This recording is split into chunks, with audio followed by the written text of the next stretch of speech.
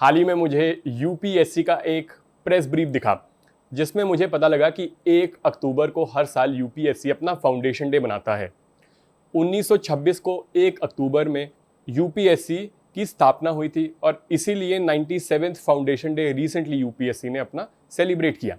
और उस सेलिब्रेशन के उपलक्ष्य में कमीशन की तरफ से एक प्रेस ब्रीफ आया जिसमें बात की गई कि किस तरीके से लेटेस्ट रिफॉर्म्स के तहत एस्पिरेंट्स की लाइफ को ईजी बनाया गया। As someone who's been in the cycle for some time, I could completely concur with most of the points that were spoken about.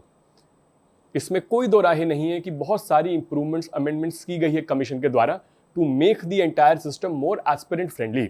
But इससे मेरे मन में एक और सवाल आया कि क्या 4-5 चीज़ें और ऐसी नहीं हो सकती कमीशन के द्वारा जिससे एस्पिरेंट की लाइफ और बेहतर हो जाए। और जिन रिफॉर्म्स की बात मैं करने वाला हूँ उन रिफॉर्म्स के लिए कोई टेक्नोलॉजिकल चेंज भी नहीं चाहिए। तो with the expectation that all of you aspirants would appreciate these reforms and we get our voices heard to the commission, I am here to create this video. नमस्कार, I am Neel and I welcome all the aspiring officers and viewers to your own channel. तो आज मैं बात करने वाला हूँ 6 उन reforms की जो मुझे लगता है कमीशन को जल्दी से अंडरटेक करने चाहिए जिससे एस्पिरेंट्स की लाइफ बहुत बेहतर हो जाएगी। साथ ही साथ कमीशन को भी ज़्यादा मेरिटोक्रेटिक सिस्टम की तरफ एक पुश मिलने वाला है। मोस्टली ये 6 पॉइंट्स, 6 रिफॉर्म्स जिनकी मैं बात करूँगा वो ट्रांसपेरेंसी और अकाउंटेबिलिटी दोनों को बढ़ावा देंगी और मुझे नहीं लगता इन दोनों की कोई बहुत ज़्यादा सिग्निफिकेंट कॉस्ट इनकर होगी या तो कमीशन पे या तो एस्पिरेंट्स पे। तो मैंने इन 6 रिफॉर्म्स को 3 पार्ट्स में बांटा है। 3 रिफॉर्म्स जो हम प्रीलिम्स एग्जाम में देखना चाहेंगे, 2 रिफॉर्म्स जो हम मेंस में देखना चाहेंगे और एक रिफॉर्म जो हम इंटरव्यू में देखना चाहेंगे। तो let's start with the 3 from prelims. तो प्रीलिम्स में सबसे पहला रिफॉर्म जो हर एस्पिरेंट चाहता है वो ये कि जो आंसर की हो प्रीलिम्स की वो हाथों हाथ विद इन 1 वीक रिलीज की जाए। बिकॉज एनीवे कमीशन ओएमआर तो अपनी मर्जी से चेक नहीं करता है, उसके पास एक की होगी जिसके बेसिस पे वो ओएमआर पे इवैल्यूएशन होगी। तो व्हाई नॉट मेक दैट की पब्लिक उसी हफ्ते में। एक हफ्ते में की निकालने के दोहरे फायदे होंगे। एक तो एस्पिरेंट के अंदर विश्वास जगेगा कि बिल्कुल सही मापदंडों पे एस्पिरेंट्स का मूल्यांकन हो रहा है। और दूसरी बात, एस्पिरेंट्स को विद इन 10 डेज एक रिप्रेजेंटेशन की विंडो मिलती है। रिप्रेजेंटेशन का मतलब है मैं एक रिक्वेस्ट डाल सकता हूँ कमीशन के अंदर कि ये वाला सवाल मुझे लगता है गलत है या इस सवाल के गलत आंसर देने की एक मुझे लग रहा है कि चांसेस हो सकते हैं कमीशन की तरफ से। तो अगर मुझे की ही नहीं पता की के हिसाब से क्या आंसर है तो मैं किस चीज़ पे रिप्रेजेंटेशन डालूँ, तो वो चीज़ भी कंप्लीटली नलीफाई हो जाती है कि कमीशन ने क्या कोई स्टेप लिया आपकी रिप्रेजेंटेशन पे, क्या रिप्रेजेंटेशन डालना लाजमी भी है कि नहीं है। All of that becomes इनफ्रक्चुअस।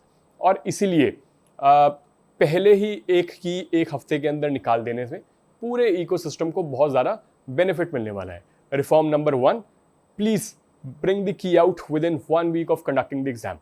दूसरा रिफॉर्म, प्रीलिम एग्जाम में हाल ही में जो रैंडमनेस देखी जा रही है, जो किस्मत के जुमलों पे सिलेक्शन का इजाफा हो गया है, अगर वो थोड़ा सा कम होगा तो फिर से स्टूडेंट्स के मन में एक मेरिटोक्रेसी को लेके ज़्यादा विश्वास जागृत होगा। एंड आई से इट फॉर 2 सिंपल रीजंस। आप फॉर्मेट देखिए जिस तरीके से आजकल सवाल पूछे जा रहे हैं, बहुत सारे लोगों ने इसके ऊपर बहुत सारी वीडियोस यूट्यूब पे बनाई हैं। फिर भी for the sake of comprehension मैं 2 तरीके के क्वेश्चंस जो 2023 में वापस से आए हैं उन पे एक बारी नज़र चाहूँगा आप लोग डालें। सबसे पहले तरीके के questions only 1, only 2, only 3, only 4 सबसे ज़्यादा बेकार फॉर्मेट का सवाल है। सबसे बुरी बात यह है कि अगर कमीशन अजीबोगरीब तरीके के सवाल बना रहा है जो मेरिटोक्रेसी को नहीं लक को चेक कर रहा है, तो पूरी एस्पिरेंट कम्युनिटी को साथ आके उसका विरोध करना चाहिए। लेकिन कोई ना कोई UPSC apologist, thanks lot Kunal sir for teaching me this word, UPSC apologist कोने में बैठा रहेगा और वो कहेगा वाह यूपीएससी क्या सवाल बनाया, मज़ा ही आ गया। और उसके मज़े के चक्कर में एस्पिरेंट्स के सालों साल खराब हो जाते हैं। तो या तो उस अपोलॉजिस्ट को मज़ा आ सकता है या तो मेरिटोक्रेसी से एक एग्जाम कंडक्ट कराया जा सकता है। I hope better sense prevails सबके अंदर and we move towards the meritocratic system that all of us deserve. Pakistan एक लिखा है यूएसए, एक लिखा है कनाडा। अब सबको पता है इसका आंसर है बांग्लादेश और पाकिस्तान। तो जिसको सही आंसर पता है वो मार्क करेगा ओनली 2, 4 में से 2 ऑप्शन सही है। लेकिन अगर कोई मूर्ख व्यक्ति वहाँ बैठा होगा और वो कहेगा भैया नहीं, यूएसए और कनाडा भारत के नेबरिंग कंट्री है, तो वो भी ओनली 2 मार्क कर देगा। तो काय की मेरिटोक्रेसी रही इस एग्जाम के अंदर उसके बाद। इसीलिए मेरी तो सबसे बड़ी दरख्वास्त ये है कि इस तरीके के बेकार फॉर्मेट के क्वेश्चंस एब्सोल्युटली बंद होने चाहिए। दूसरा फॉर्मेट चालू हो गया है, वो फॉर्मेट है statement 1, statement 2, statement 2 is the correct explanation of statement 1, both statements are correct. इनके अंदर भी बहुत एम्बिग्विटी आती है। 1 to 1 का कोरिलेशन दोनों के बीच में इस्टेब्लिश होना कई बारी बहुत ज़्यादा इम्प्लिसिट हो जाता है, कई बारी एक्सप्लिसिट हो जाता है, लेकिन वो फिर कमीशन की मनमर्जी हो जाती है कि वो किस तरीके से, किस नज़रिए से दोनों स्टेटमेंट्स को देख सकते हैं। कई क्वेश्चंस में ऐसा देखा गया है कि you can make both side of the argument saying that statement 2 is the correct explanation of statement 1, और you can also say that कि स्टेटमेंट 2 स्टेटमेंट 1 से कनेक्टेड नहीं है। तो क्यों ऐसी एम्बिग्विटी क्रिएट करना? अगेन ऐसे सवालों को देखकर भी यूपीएससी अपॉलॉजिस्ट बहुत नाचे कूदे गाए, लेकिन इससे एस्पिरेंट की जिंदगी में कोई भी इंप्रूवमेंट नहीं होने वाली है। तो आई होप कि इस फॉर्मेट के सवाल बंद हो, रैंडमनेस बंद हो, एम्बिग्विटी बंद हो, ताकि मेरिट बेसिस पे लोगों का सिलेक्शन हो। Which brings me to the third reform for prelims, और वो रिफॉर्म है कि commission should stick to the syllabus. अगर सिलेबस में लिखा हुआ है कि 10वीं क्लास तक के मैट्रिक लेवल के क्वेश्चन सीसैट में आएंगे, तो क्यों परम्यूटेशन कॉम्बिनेशन पूछ के बच्चों को तंग करना? Anyway we see CSAT as a qualifying exam, और सीसैट के ऊपर don't worry, I will have a separate discussion. I believe in having a short term and a long term plan. Short term plan ये है कि जब तक commission doesn't change its ways, तब तक हमको कुछ ना कुछ तैयारी करनी है कि हम सीसैट को अब भी कैसे क्लियर करें, बट उसके साथ साथ लॉन्ग टर्म में हमारी सबकी रिस्पॉन्सिबिलिटी है इस चीज़ पे एक आवाज़ उठानी कि सिलेबस के बाहर के सवाल प्लीज़ कृपया ना बनाए जाए।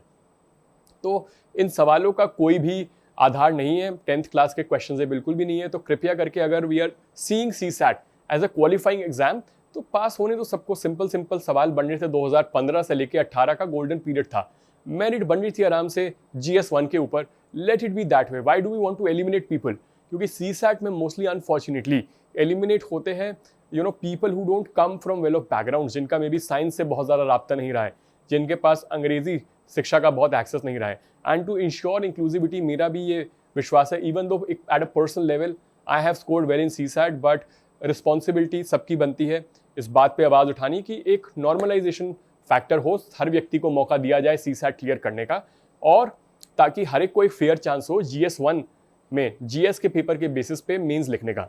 3 रिफॉर्म्स हो गए प्रीलिम्स के। 2 रिफॉर्म मैं गिनवाना चाहूँगा मेंस के। मेंस का सबसे पहला रिफॉर्म मैं चाहूँगा यूपीएससी शुड क्लैरिफाई कि किस बेसिस पे GS के अंदर नंबर दिए जा रहे हैं। किसी को भी नहीं पता अभी तक, इट इज़ एंटायरली स्पेकुलेटिव। 3 लोग खड़े होंगे और तीनों लोग कहेंगे हमने तो स्ट्रक्चर फॉलो किया, तीनों कहेंगे कि हमने डायग्राम्स बनाए, पेजेस भरे, रेलेवेंट कंटेंट लिखा, लेकिन उनमें से एक के नंबर होंगे 480, एक के नंबर होंगे 410, एक के नंबर होंगे 370। Of course we live in a just world. सब लोग विश्वास करता है कि जिसके 480 आ गए, जिसके ज़्यादा आ गए, वो व्यक्ति ऑब्जेक्टिवली बेहतर है उस व्यक्ति से जिसके 360 ही आए। बट रियलिटी इस साइकिल में बहुत टाइम रहने के बाद इन दोनों चीज़ों की संजीदगी के बीच से जाती है। कमीशन के बहुत ज़्यादा I would say opaque parameters है इवैल्यूएट करने के, और अगर मैं गलत हूँ तो आई वुड वांट कि कमीशन एटलीस्ट 10-20 कॉपीज पब्लिक कर दे कि देखो इन लोगों को ऐसा लिखने पे अच्छे नंबर मिले हैं, ताकि ऑब्जेक्टिवली हमको एक क्वेश्चन बाय क्वेश्चन मार्क्स अगर मिले तो हम सबको इम्प्रूवमेंट करने में एक डायरेक्शन मिलेगी। वरना अभी रैंडमली स्पेकुलेटिव तरीके से सारा काम हो रहा है, हर व्यक्ति सोच रहा है उसके पास तरीका है इम्प्रूव करने का, जिसका हो जाता है वो कहता है मेरे पास है, जिसका सब प्रोसेस फॉलो करने के बाद किस्मत के चक्कर में या वटेवर फॉर वटेवर रीज़न नहीं होता है, उस पर दाग लगा दिया जाता है कि तेरे को नहीं आता। तो आई थिंक अगर पैरामीटर्स इवैल्यूएशन के थोड़े ऑब्जेक्टिव हो जाएंगे तो things also will become more meritocratic moving forward. Mains का दूसरा रिफॉर्म, जो टोटल 5वां रिफॉर्म होगा आज की हमारी वीडियो का, वो ये कि ऑप्शनल नाम की बीमारी को हटाया जाए। ये मेरा ज़ाती ओपिनियन है, बहुत सिंपल से रीज़न की वजह से, क्योंकि ऑप्शनल के अंदर इंटर ऑप्शनल पैरिटी को लेके आना पॉसिबल नहीं है। हाउ विल यू इंश्योर कि मैथमेटिक्स में जो एक स्कोर आ रहा है उसको एंथ्रोपोलॉजी के बराबर कर दिया जाए, या पब एड का स्कोर सोशियोलॉजी के बराबर ला दिया जाए? ये इनहेरेंटली पॉसिबल ही नहीं है, और इनको बराबर करने के लिए जो भी फॉर्मूला बैक एंड पे लगता होगा, मेरे हिसाब से वो बहुत फेयर नहीं है। क्योंकि फाइनल लिस्ट में कुछ साल में आपको हिस्ट्री के लोग दिखेंगे, कुछ साल में नहीं दिखेंगे, कुछ साल में पब एड गायब हो जाएगा, कुछ साल में पब एड के 4 रिजल्ट आ जाएंगे। कंसिस्टेंसी ना होने के कारण ऑप्शनल की ये रैंडम मार्किंग भी मेरिटोक्रेसी में विश्वास करने वाले लोगों को बहुत हताश कर देती है। तो अगर ऑप्शनल हटा ही दिया जाए, I think UP PCS has taken a right step in this direction. और एक कोई लेट्स से पब्लिक एडमिनिस्ट्रेशन का, पब्लिक पॉलिसी का कॉमन पेपर बना दिया जाए, जो मैं नहीं कह रहा हूँ, पहले भी एग्जिस्टिंग कमिटीज़ ने इसके ऊपर बात की हुई है, तो चीज़ें तैयारी करने का तरीका और सर्टेनिटी बढ़ जाएंगी, बेहतर हो जाएंगी और सब लोगों को इससे फ़ायदा होने वाला है। 5 रिफॉर्म्स के बारे में बात कर ली, 3 प्रीलिम्स, 2 मेंस। अब बात करते हैं छठे रिफॉर्म के बारे में, इंटरव्यू। इंटरव्यू में मार्क्स की जो रेंज है वो बहुत वाइड हो जाती है। Again I was lucky enough कि I was on the right side of that range अपने एक इंटरव्यू में जो मैंने दिया था, बट हर व्यक्ति इतना लकी नहीं होता है। इंटरव्यू में आपको 215, 220 का भी स्कोर मिलता है 275 में से, और 110, 120 का भी स्कोर मिलता है। मज़े की बात यह है कि जिस व्यक्ति ने एक अटेम्प्ट में 150 स्कोर किया होता है, वो अगले अटेम्प्ट में 215 भी स्कोर कर देता है, और किसी ने 206 एक साल स्कोर किया होता है, वो अगले साल 140 पे आ जाता है। तो एक इनहेरेंट अनसर्टेनिटी इंटरव्यू में उन 20 मिनट में होनी लाजमी है, कोई उसको मना नहीं कर रहा है। बट मैं चाहता हूँ, और एस्पिरेंट्स इन जनरल जो मुझे फीडबैक मिला है, चाहते हैं कि इस मार्क्स की रेंज जो इस टाइम पे 100 नंबर के करीब है, उसको नैरो डाउन करके 20-25 कर दिया जाए, क्योंकि मेंस में 100 नंबर का फासला लाना बहुत मुश्किल है। और मेंस में आपको 7, 8, 9 पेपर लिखने हैं, और उनमें बड़ी मुश्किल से 40, 50, 60 नंबर का फासला आता है। 25 मिनट में एक रूम में बैठ के एक कॉन्वर्सेशन करके 100 नंबर का फासला अगर 2 लोगों में आ रहा है, मेरे हिसाब से वो बहुत लाजमी नहीं है, और वो भी एराटिक रिजल्ट्स में रिजल्ट करता है, एराटिक रिजल्ट्स लेके आता है इन दी एंड। आई नो कि ये रिफॉर्म ऐसा तो मेरी मन की बात सुन के कोई एकदम से नहीं करने वाला है, but I hope if more and more people support इस पूरी मुहिम को और इंश्योर करेंगे कि हमारी आवाज़ राइट लेवल तक पहुँचे, तो certainly changes are going to come. I am hopeful about it. If you like this video, if you think this video deserves a better reach, please improve its engagement YouTube algorithm के through. You can do it by liking it, by sharing it, by subscribing to the channel, and by leaving your thoughts in the comment section. Also, I run a Telegram channel, तो तैयारी से related अगर कोई भी सवाल हो, तो I'd be available to answer it in the comment section. With that in mind, I just wish you all the very best. Thanks a lot for seeing the video. Jai Hind.